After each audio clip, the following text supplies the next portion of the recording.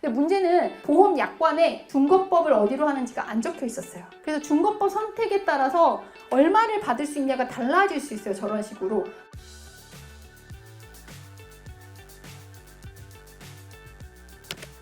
자, 그래서 초이스 오브 로가 어떤 이슈가 있을 수 있는지 한번 케이스를 통해서 살펴볼게요.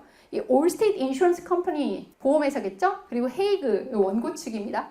어떤 일이 있었냐면 이 랄프 헤이그라는 사람이 이 오토바이 뒤에 타고 있다가 사망했어요. 교통사고가 나서 사망을 했는데 이 두 명의 드라이버, 즉 자동차 운전자하고 저 오토바이 운전자는 둘 다 보험이 없었어요. 보험이 없고 이 사람만, 뒤에 타고 있던 저 사람만 보험이 있었던 상황입니다. 올스테이트 이 보험회사의 보험을 들어놨는데 이 세 사람 다 위스콘신 주민이었거든요.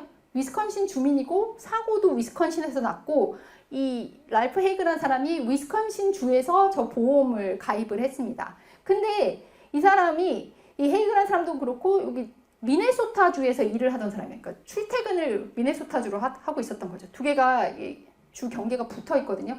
지난 15년 동안 미네소타 주에 있는 회사에서 근무를 했습니다. 그러니까 출퇴근하는 와중에 사고가 나서 위스콘신 주에서 죽었고요. 보험은 위스콘신 주에서 가입을 했습니다. 근데 문제는 보험 약관에 중거법을 어디로 하는지가 안 적혀 있었어요. 근데 주법이 조금 달랐는데요. 미네소타 주에서는 이제 보험을 이 사람이 아마 자동차가 3대가 있었나 봐요. 근데도 이제 모터사이클 뒤에 타고 가다가 죽었는데 3개의 보험에 가입을 한 거죠. 그래서 각각의 보험에 대해서 이게 쌓는 게 가능했어요. 스태킹이라고 표현했는데 그러면 3개를 다 받는 게 가능했어요. 무보험에 의한 사고가 나면. 그래서 uninsured motorist 이게 생기면 15,000불씩. 그러면 3개를 합하면 45,000불을 받을 수 있는 거죠. 저 사람이 자기 보험으로. 저 운전자 둘은 보험 가입을 안 했지만 자기가 사망해서 자기가 들었던 보험에 의해서 미네소타주법을 적용을 하면 45,000불을 보상받을 수 있고요. 위스콘신주는 스태킹이 허용이 안 되고 있어 하나만 받을 수 있어요. 15,000불. 45,000불하고 15,000불은 큰 차이죠. 지금도 큰 금액이고 1981년 기준으로 생각하면 큰 금액입니다. 근데 저 사람은 위스콘신 주민이고 보험도 위스콘신에서 가입을 했어요. 자, 근데 무슨 일이 벌어졌냐면 지금 이 원고는 이 돌아가신 저 랄프 헤이그 씨의 부인이 대신 소송 진행했어요. 사망했기 때문에, 남편이 사망했기 때문에. 근데 저분이 남편이 죽고 나서 미네소타주로 이사를 했습니다. 이사를 하고 미네소타 주민이 됐어요. 그리고 미네소타주 남자하고 재혼을 했습니다. 그런 상태에서 소송 제기를 했어요.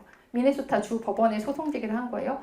그래서 여기서 이제 어느 주법이 적용이 돼야 되냐가 이슈가 됐습니다. 그러니까 재판지는 지금 미네소타인 거죠. 보험 가입은 위스콘신에서 했고요. 자, 이랬을 때 어느 주법이 적용돼야 되느냐, 미네소타에서 자기네 주 법을 적용해서 45,000불 보상해줘도 되느냐. 올스테이트 입장에서는 조금 줄수록 좋은 거죠. 우리는 위스콘신 주 법 돼야 되는 거 아니야? 라고 이제 주장을 하는 상황이고 원고 측은 많이 받으면 많이 받을수록 좋으니까 미네소타 주법이 적용돼야 된다. 약관에는 이게 제대로 표시가 안 됐고요. 자, 이거에 대해서 뭐라고 했냐면 미 연방대법원에서 판결을 하기를 스테이트, 여기에 스테이트는 미네소타입니다. 미네소타가 자기네 실체법 적용을 해도 된다라고 했어요. 여기서는. 자, 어떤 전제가 깔렸냐면 so long as the state had significant contact, 아주 상당한 정도의 contact, 접촉이 있으면 가능하다. 또는 significant aggregation of contact, 즉 contact의 총합인 거죠. 여러 컨택이 있으면 가능하다. 누구하고요? 이 계약 당사자와. 그리고 거래 간에. 그래서 지금 저 사람이 위스콘신에서 계약에 가입을 하기는 했지만 그 보험 가입을 하긴 했지만 출퇴근을 했잖아요. 15년 동안. 그래서 미네소타주하고 아주 상당한 컨택이 있었다라고 봤고요.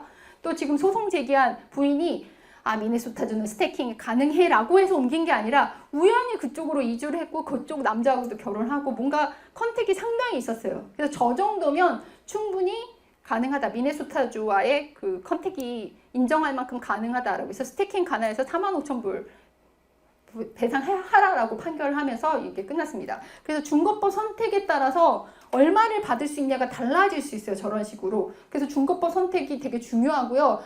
제일 조심해야 될 거 아까도 말씀드렸지만 그냥 내가 있는 주가 어떤 주니까 이걸 중거법을 하겠다라고 하는 게 위험할 수가 있다. 모르는 상태에서 하는 경우가 생각보다 많다는 거예요.